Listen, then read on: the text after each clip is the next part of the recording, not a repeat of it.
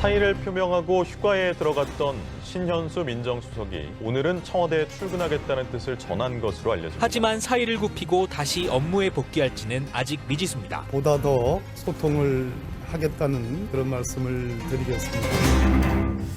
자, 친절한 대기자 권영철 대기자 오늘은 1부에 나오셨습니다. 어서 오십시오. 안녕하십니까. 이 주제가 굉장히 뜨거운데 좀 네. 길게 따로 다뤄야 될 것 같아서 앞에 연구소에서는 안 다뤘어요. 네. 신현수 민정수석. 네. 일단 오늘 출근을 합니까? 아마 지금쯤 출근했을 겁니다. 예. 어제까지 나흘간 휴가를 마치고 오늘 출근한다고 했으니까요. 이른 아침에 열리는 1일 상황점검회의에도 참석을 하고요. 네.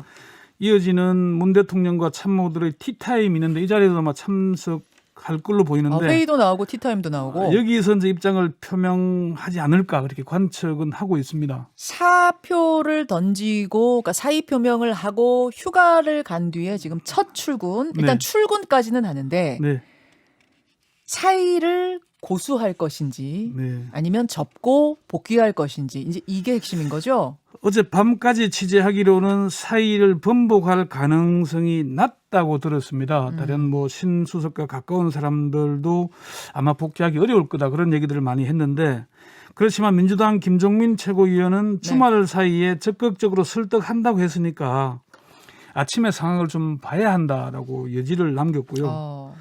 민정수석이 사실 매일 아침 9시쯤 대통령에게 직접 보고를 한다고 합니다. 예. 오늘 보고를 직접 할지 아니면 민정비서관이 대신할지는 지켜봐야 되고요. 또 월요일 오후 2시에 대통령 주재 청와대 수석 보좌관 회의, 수보 회의가 있지 않습니까? 네. 여기에 신 수석이 참석할지 여부, 또 문 대통령이 모두 발언에서 어떤 발언을 할지에 관심이 쏠립니다. 청와대에 남느냐 아니면 사퇴하느냐 오늘 중에 결정될 걸로 보이는데요. 네. 다만 그만두더라도 후임이 정해질 때까지 계속 근무할 가능성도 남아 있긴 합니다. 자, 신현수 민정수석이 사표를 냈다. 알고 보니 검찰 인사 과정에서 절차상 패싱을 당했다. 여기까지는 지금 팩트인 거죠. 그러니까 그 신 수석이 패싱을 당한 게 문제가 된 게 아니고 좀 더 이제 진전된 내용으로 보자면 잠깐. 그러니까 일단은 지금 사실과 추측이 막 뒤섞여서 보도가 되고 있기 때문에 저는 사실인 부분과 아닌 걸 좀 나누고 싶어서 그러는데요. 네. 사표를 냈고 네. 그 이유는 절차상 배제가 된 부분에 대한 배제가 된 부분도 이제 사실로 지금 확인이 된 거고요. 청와대도 그 부분을 확인한 거고요. 다만 지난 목요일에는 박범계 장관이 신수석을 패싱했거나 아니면 문 대통령이 신수석을 패싱했을 가능성, 여러 가지 가능성들을 우리가 이야기하지 않았습니까? 그렇습니다. 그런데 주말 사이에 뭔가 다른 내용들이 지금 나오고 있다고요? 박범계 장관이 사고 쳤다 또는 오버했다는 게 사실로 굳어지고 있습니다. 한 발 더 나아가서 박 장관이 대통령의 지시를 어겼거나 아니면은 대통령의 재가가 있기 전에 먼저 인사안을 발표하고 사후에 재가를 받았다는 그런 얘기들까지 나오고 있습니다. 지금 이게 지금 주말 사이에 일파만파였는데, 네. 그러니까 다른 것도 아니고 박범계 장관이 대통령 재가를 받지 않은 채 검찰 인사를 발표해 버렸다. 네. 라는 지금 얘기가 나온 게 이게 너무 커요. 그렇습니다. 아니 어떻게 장관이 대통령 지시를 어기고 대통령의 재가를 받지 않고 인사를 발표할 수 있는가? 이게 사실입니까? 사실 좀 상상이 납득이 안 가는 정도가 아니라 상상이 안 되는 건데 상상이 잘 안 되기 때문에 예. 이 보도가 저는 잘못된 게 아닌가 이런 생각이 들었거든요. 그래서 어떻습니까? 저도 확인을 해보니까 박 장관이 항명을 했다 또는 박 장관이 월권을 했다는 얘기가 나왔고 확인해보니까 실제로 그런 일이 있었던 게 아닌가. 여권 관계자들도 그렇게 얘기할 정도입니다. 먼저 박 장관이 항명을 했다는 얘기는 신수석과 아주 가까운 사이고 문 대통령과도 잘 아는 사람이 밝힌 얘기인데요. 문 대통령이 박 장관에게 민정수석과 의논해서 인사안을 마련하라고 지시했는데 박 장관이 의논 없이 준비된 인사안을 먼저 발표해버렸다는 게 있고요. 이거는 지난 17일 청와대 고위 관계자도 법무장관안이 조율이 채 끝나지 않은 상태에서 보고가 되고 발표가 된 것이다 이렇게 확인을 한 바가 있어요.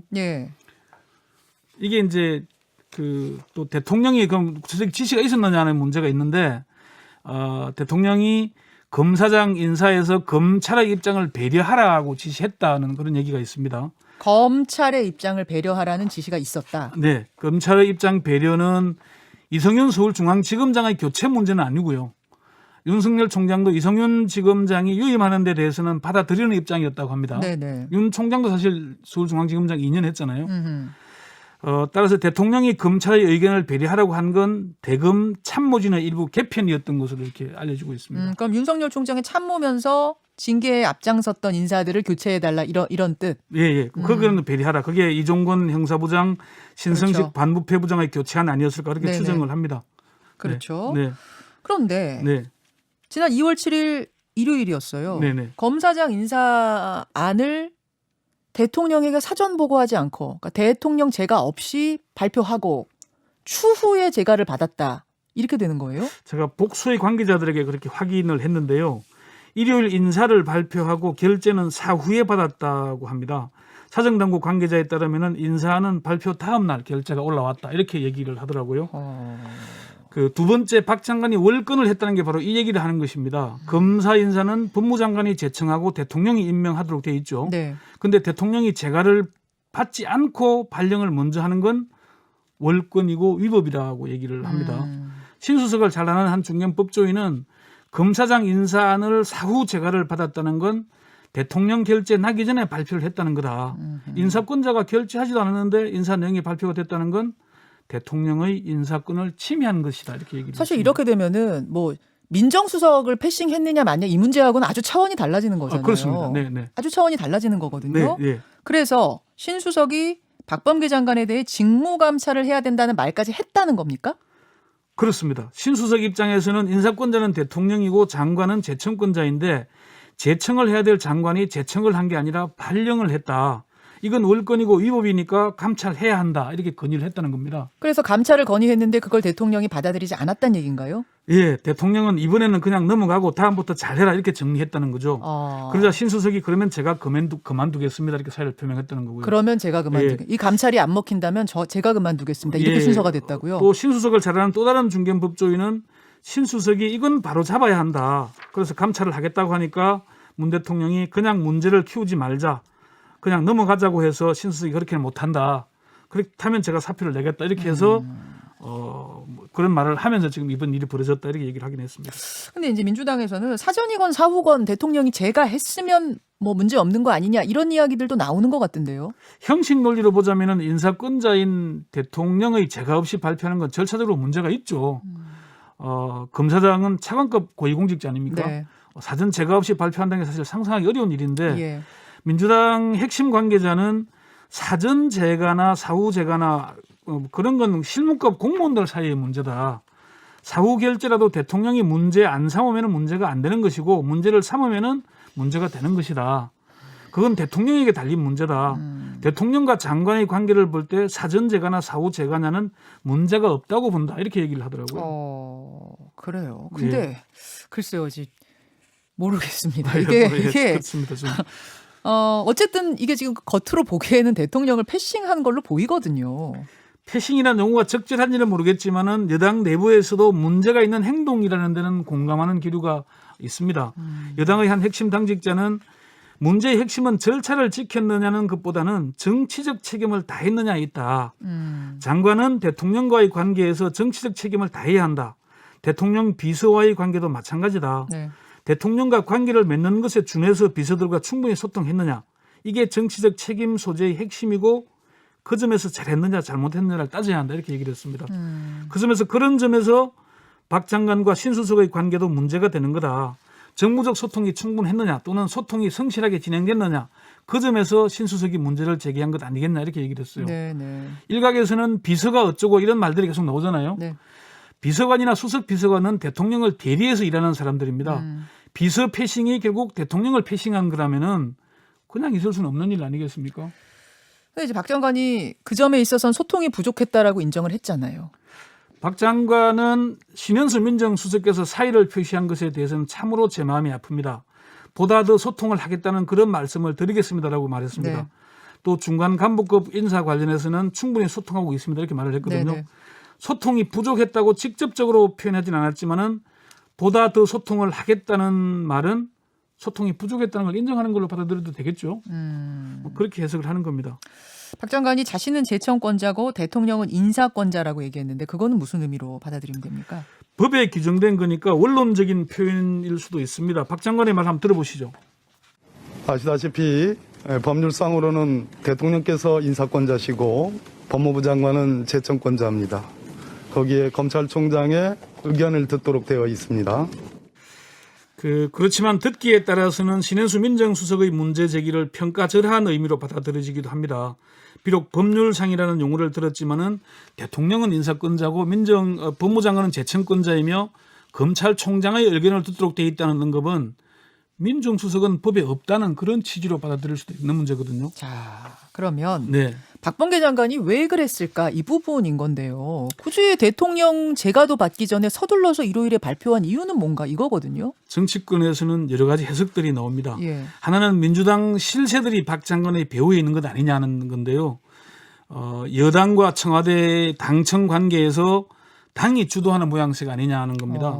박 장관의 배우로 지목되는 당 관계자는 이해찬 전 대표와 현 민주당 지도부를 언급하는 것이고요. 또 하나는 야당에서 문제를 제기하는 것인데 네. 국민의힘 김은혜 대변인은 이 정부의 진짜 민정수석은 신현수 수석입니까? 아니면 조국 전 수석입니까? 이렇게 말을 하게 됐고요. 나머지 하나는 박범계 장관의 캐릭터 때문이라는 분석입니다. 그건 무슨 말이죠? 민주당 내부에서 나오는 얘기인데요. 네네. 민주당 핵심 관계자는 박 장관이 왜 그랬는지는 연구 대상이다. 연구 좀 해봐야 된다면서 특별한 이유가 있었다기보다는 박 장관의 캐릭터나 판단의 문제 같기도 하다. 그렇게 얘기를 하더라고요. 민주당 지금 핵심 관계자 예. 지도부 중에 누구세요? 네, 그렇습니다. 박 장관이 사고를 친 건 맞는데 왜 그랬는지는 연구해봐야 한다는 거죠. 아, 사고 친 건 맞는데 왜 그런지는 연구해봐야 된다. 네. 아니, 근데 자, 이제 알겠습니다. 청와대에서 이게 주말 사이에 엄청나게 문제가 되자 대통령 재가 없이 발표됐다는 건 사실 아니다 이렇게 얘기를 했잖아요. 정만호 국민소통수석이 그렇게 해명을 했습니다. 무리한 추측 보도 자제를 당부드린다는 얘기도 했고요. 네. 사실 청와대로서는 인사권자인 대통령의 재가 없이 검사장 인사가 발표됐다는 걸 받아들이기는 어렵지 않겠습니까? 그건 법무장관이 대통령의 인사권을 뛰어넘어서 월권을 했다는 걸 인정하는 셈이 되고요. 그렇죠. 그럼에도 불구하고 법무장관이 사전에 대통령 재가를 받지 않고 발표 후에 재가를 받았다는 설이 끊임없이 나옵니다. 이 사실관계는 문 대통령이 언급을 하거나 박 장관이 밝혀야 알 수 있는 문제인데요. 박 장관에게 기자들이 그런 질문을 하니까 네. 그 역시 과정이라 양해 부탁드린다 이런 말로 그냥 정확한 답변을 피했습니다. 또 하나 염두에 둬야 하는 건 문재인 대통령의 업무 스타일이라고 합니다. 어떤 업무 스타일을 말하는 겁니까? 과거에 노무현 전 대통령은 맺고 끊는 게 명확했다면은 문 대통령은 좀 스타일이 그렇지 않다는 겁니다.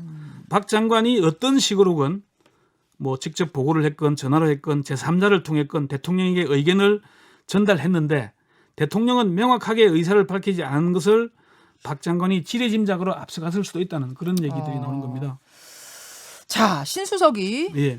박 장관을 다시 보는 일이 없을 거다라고 지인들한테 문자 보냈다면서요. 이거는 팩트입니까? 예, 제가 취재한 바로는 그런 언급을 했다고 합니다. 신 수석은 대선 때 문재인 캠프에서 함께 활동했던 변호사들이 청와대로 돌아가라는 전화를 하니까 문자 메시지로 답을 보냈는데 그게 한 3문장인데 저는 동력을 상실했습니다. 박 장관과는 평생 만나지 않을 것입니다. 법무부와 검찰의 안정적 협력 관계는 시작도 못 해보고 깨졌습니다. 이런 적혀 있었다고 합니다. 야, 신수석은 문재인 대통령하고 20년 지기잖아요. 아주 오래된 사이고 문 대통령이 되게 신뢰하는 관계죠. 그렇죠. 그리고 대단히 결백적으로 불릴 정도로 스스로에게 엄격하고 타인에 대한 평가를 잘 안 하는 사람입니다.